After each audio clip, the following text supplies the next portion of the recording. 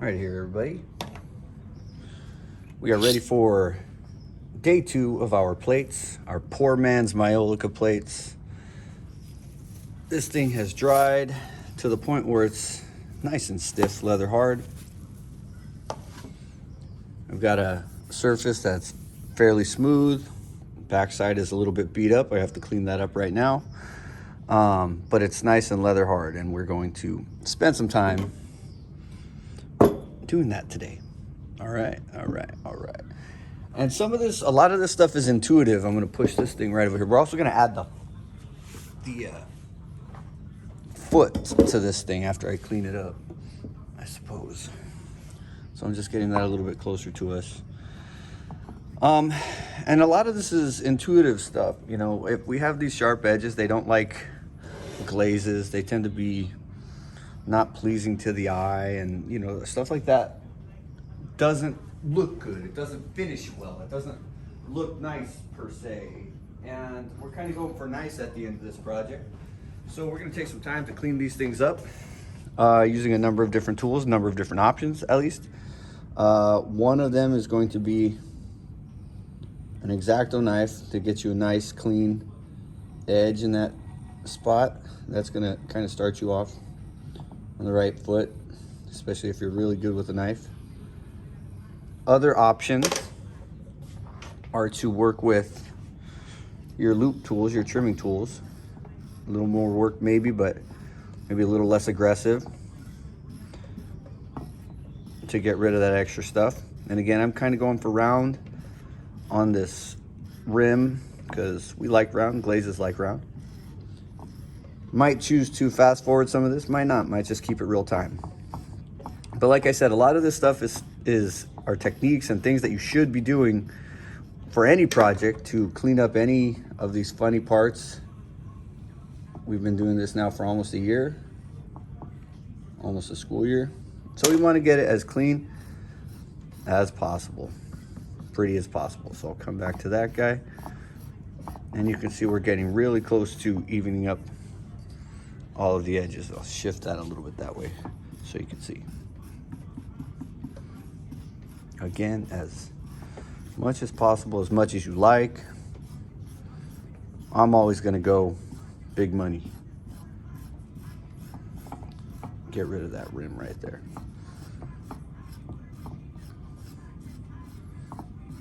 Cool. Just about done right there. I have a sponge off to the side here that is dampened, not wet, dampened. Round off this part as well, get rid of some of these extra bits that don't need to be there.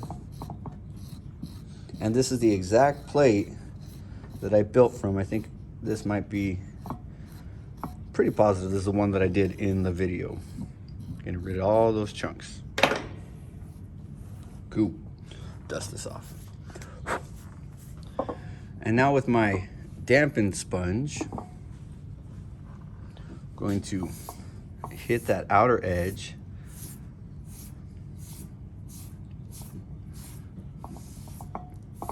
so that it's up to snuff. From there, going back to my good dollar store rib, and I'm going to compress all that sand that I just lifted up and exposed back into the clay so that it is truly smooth. Clean up some of those parts. All right, cool beans. Nothing there that you have not already seen before. So now we're going to shift to making the foot rim. Now for these plates, because it's a really flat plate and the rim of this thing doesn't exist until about here, we're going to have to go with a pretty big foot. So we are, you know, in some cases, if the base of this thing is about this wide, then you only need a foot rim about this wide. But because this one's so big, so wide and flat, we're going to go about 1.5 to 2 inches from the outer edge right there. I'm going to move that off to the side so I can make a quick coil. And I highly recommend the coil. I highly recommend the coil because it's going to help you keep the plate flat. It'll be easier to sand later. So I got my chunk of clay. I'm going to start by creating a nice long skinny coil. And you know the story right here. We just got done with the coil vessel. Going as consistent as possible. Doesn't have to be perfect. Mr. Parkhill, can I roll this out on the slab roller? You sure could, to make it nice and flat. But because this is a nice hand-built plate, I'm gonna go with the hand-built coil. Get rid of some of this so I can thin it out a little bit more.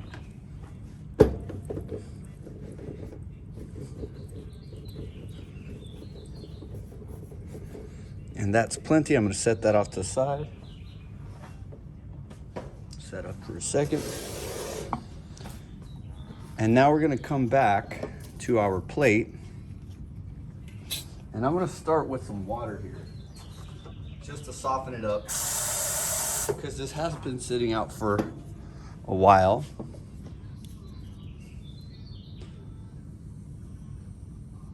It's gonna kind of define where I want this thing to be. And then I'm gonna come in with my smooth rib, my serrated rib.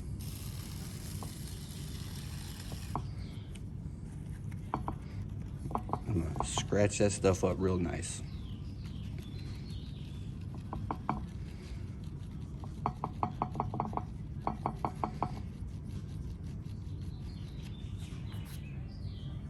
All right, cool.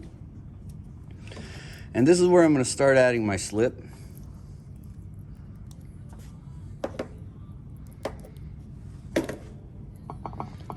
Just to goop that good stuff up right in there.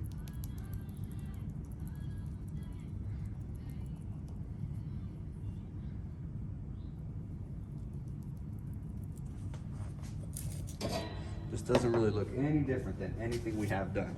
Just off camera right here, I'm gonna take and scratch up the foot. And then we get to place this guy right inside of there.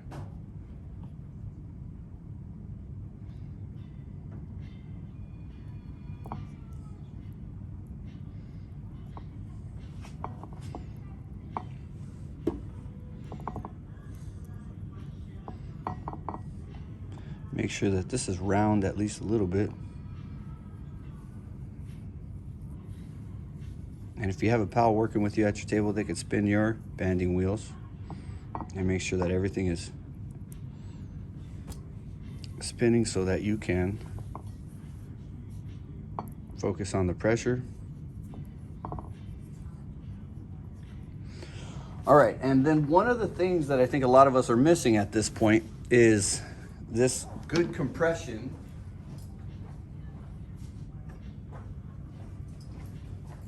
and we're not kind of doing all the basics and fundamentals. And this compression is going to be really good for the clay. It's going to push that soft stuff into that stiff stuff, and it's going to help it stay connected, which is kind of where we get lazy here at this last part of the school year. Now this is where we want to try and clean this guy up. Again, I have my damp sponge, and I'm going to re-add a little bit of water.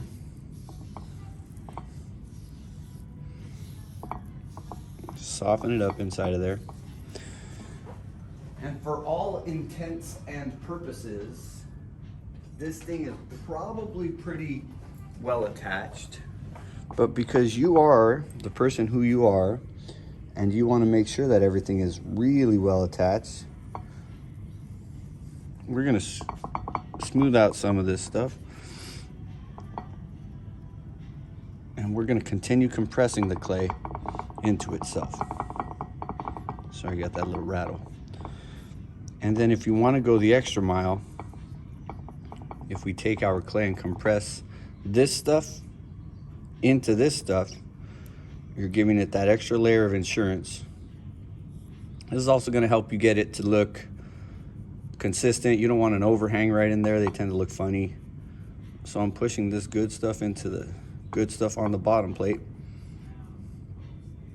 And then it's going to help me get it cleaned up. And I'll show you that in a second. Maybe I will fast forward this. Or maybe not. Maybe you have to listen to me breathe. It's kind of weird.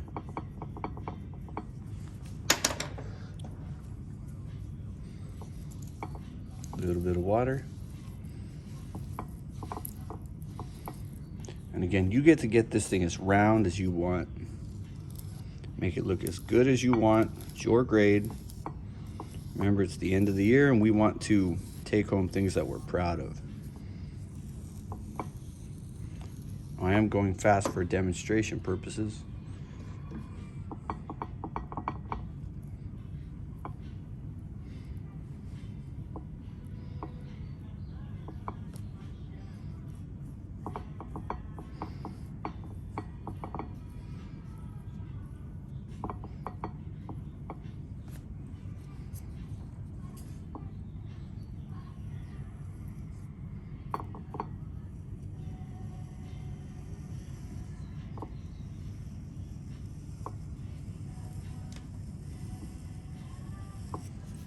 Cool.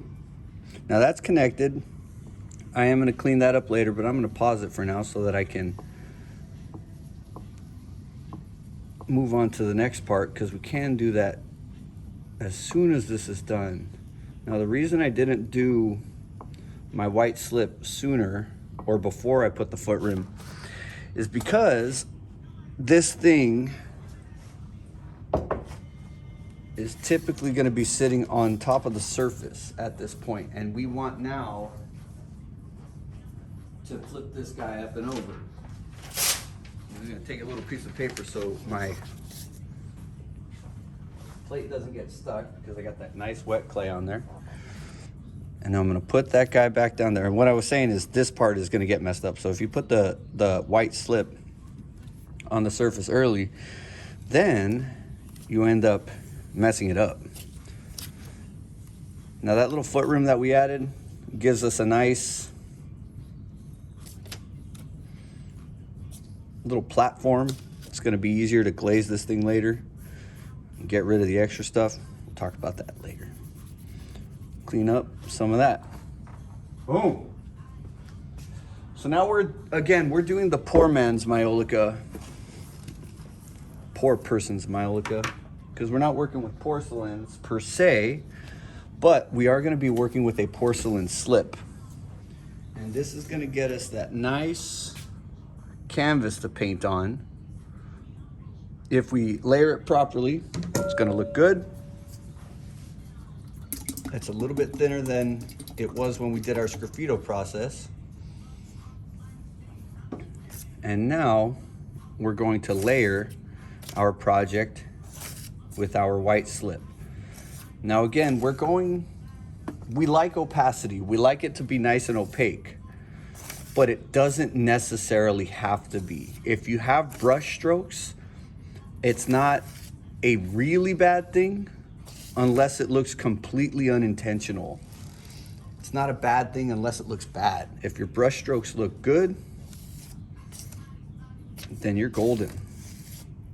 Now the cool thing about this, I have another drier plate that I'll show you in a second, is 2 layers, if they're good healthy layers, is probably going to be enough. But if you want to go with some insurance, then we want to have that 3rd layer, but that can only be applied after this dries out. So we do want to make sure that we're kind of being smart about this. And I'm going to set that one off to the side, let it set up a little bit. I'm going to come back to my really dry plate. It's got a solid knock to it. And I'm going to put a layer on this one. And you can see it dries out quite a bit more quickly. You can see it's starting to lose its sheen in some of those edges. So I'm going to get that first layer on there.